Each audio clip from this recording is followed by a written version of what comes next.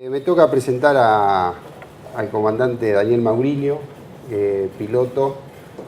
Fue comandante en Aerolíneas Argentinas, donde trabajó durante 15 años.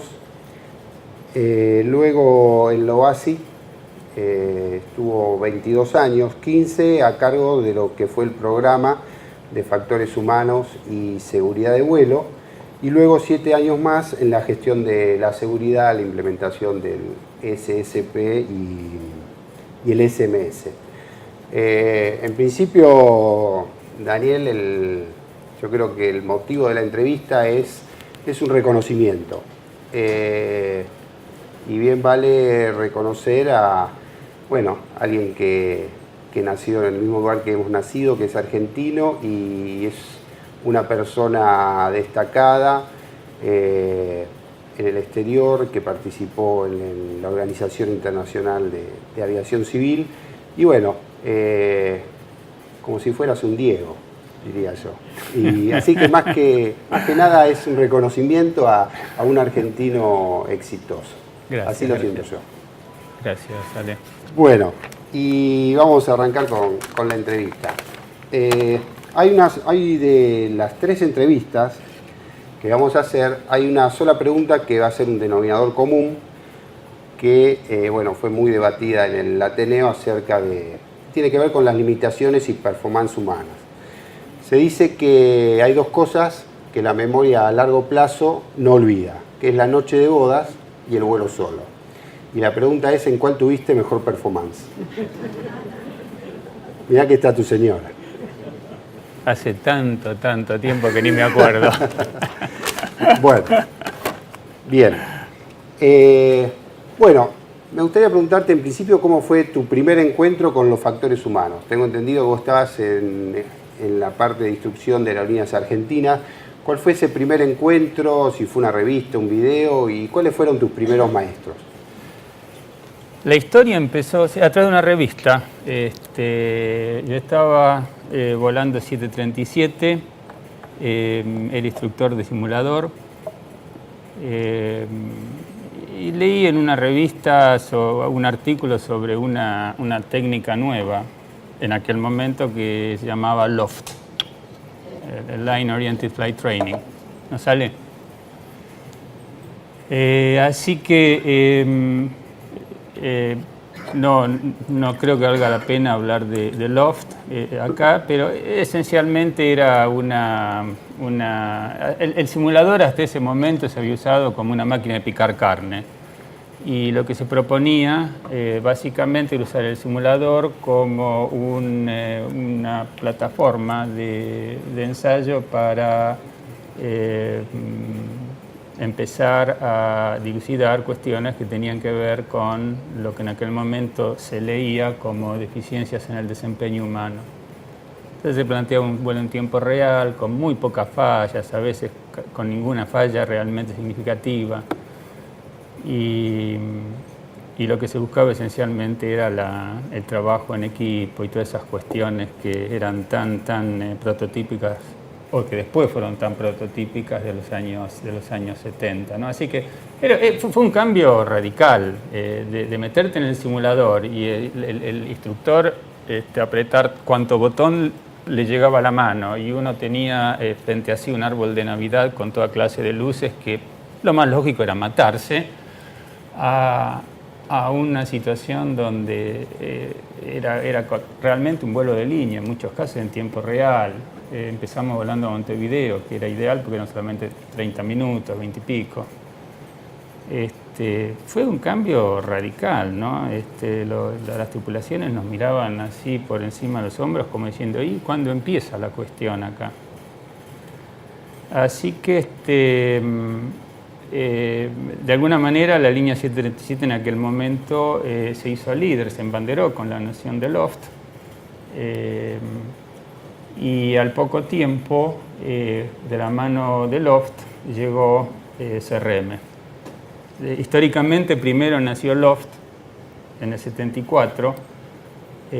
Hubo una conferencia muy importante en NASA, en San Francisco, en Ames.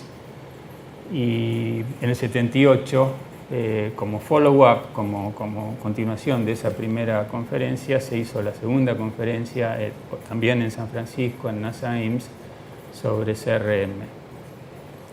Y lo menciono porque en general la noción es que es al revés, claro. ¿Es así? Pero realmente lo que nació primero fue Loft.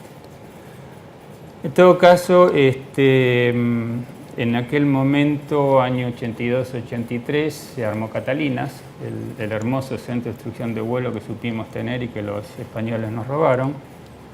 Y Catalinas tenía una visión muy global. Por diseño generaba más de lo que Aerolíneas necesitaba para venderlo, y de esa manera, con lo que se vendía, se autosustentaba la instrucción de Aerolíneas Argentinas, objetivo que se logró durante 5 años, entre el 83 y el 88. Y típicamente, de la forma en que se manejaba Aerolíneas en aquel momento, la conducción del centro de Catalinas, de instrucción de vuelo, se armó con un paisano de cada pueblo, cosa que todas las líneas estuviesen representadas y satisfechas y nadie se quejase. Y como correspondía, el jefe del centro era un piloto de un comandante 747, y el jefe del departamento de instrucción era un comandante de 07, y el jefe del tercer nivel era un comandante de 727, y el jefe de cuarto nivel era un comandante de 737, y el F-28 creo que ni estaba representado. Sí, estaba con las ayudas didácticas. Así que yo era el del tercer nivel, o cuarto, ya me olvidé, y volaba 737. Y en aquel momento, una tarea que se me encomendó fue explorar las alternativas para implementar CRM en aerolíneas. Este es año 83-84.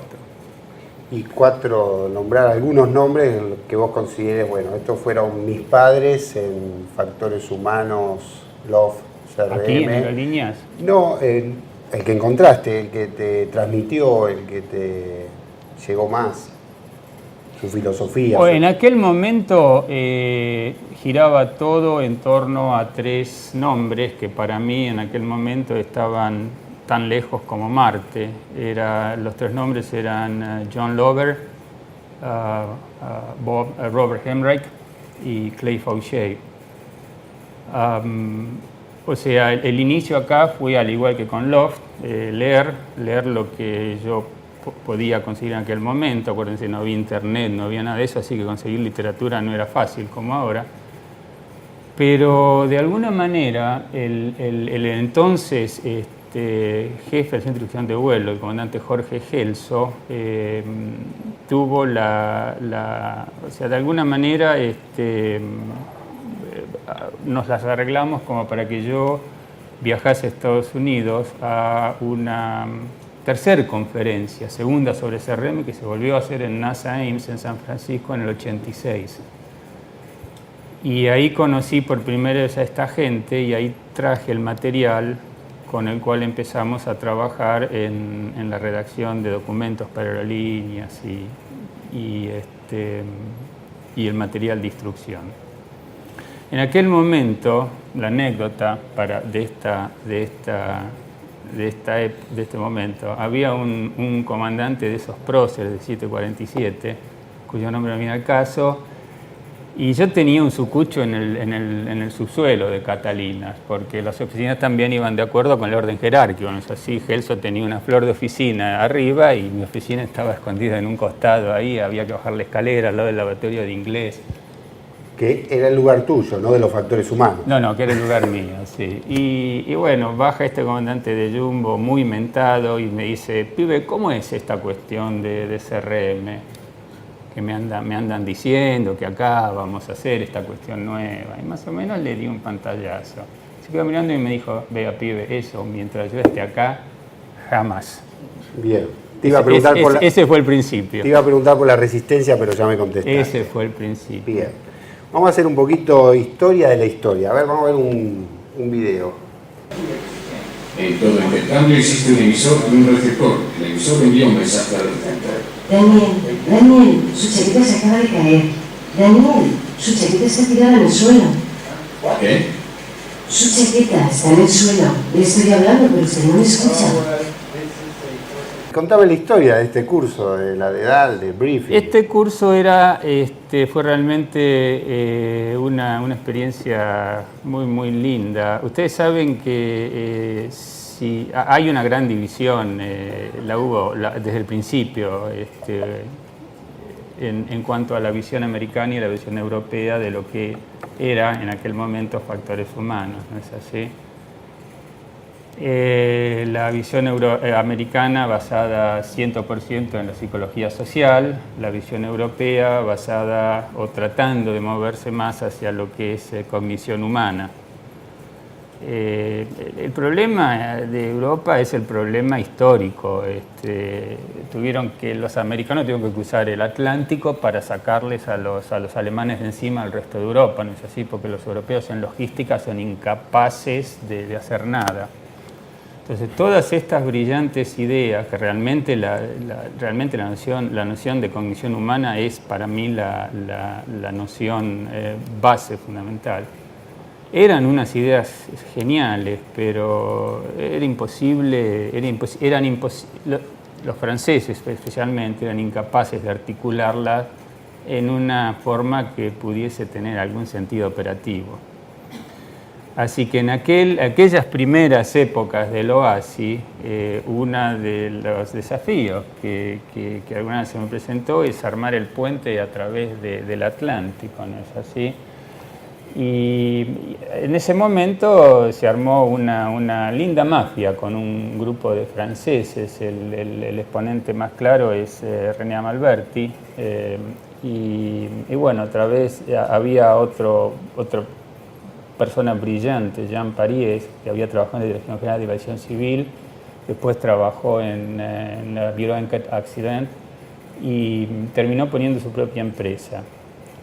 Y bueno, se desarrolló una relación que inclusive llegó a ser más allá de lo profesional, porque con Silvia hemos estado en la casa de ambos, y, en fin.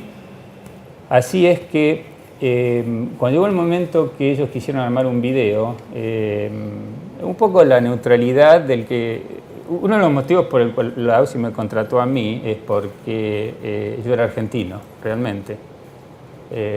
Porque en un momento de tensión entre Europa y Estados Unidos para ver quién agarraba la manija, obviamente, si ponían a un europeo a cargo del programa de factores humanos, los americanos se iban a quedar más enojados que la Gran Siete y viceversa. Entonces apareció un argentino ahí y ahí caí. Y es la misma línea de razonamiento que lo llevó a estos muchachos franceses a buscarme para el video, una figura neutral, sin tener así una inclinación hacia ningún lado. Y que todavía sigue la discusión, nosotros le llamamos la batalla del Atlántico, entre evaluar los marcadores en el LOF y versus el LOSA. Sigue esa lucha, ¿no? de dos corrientes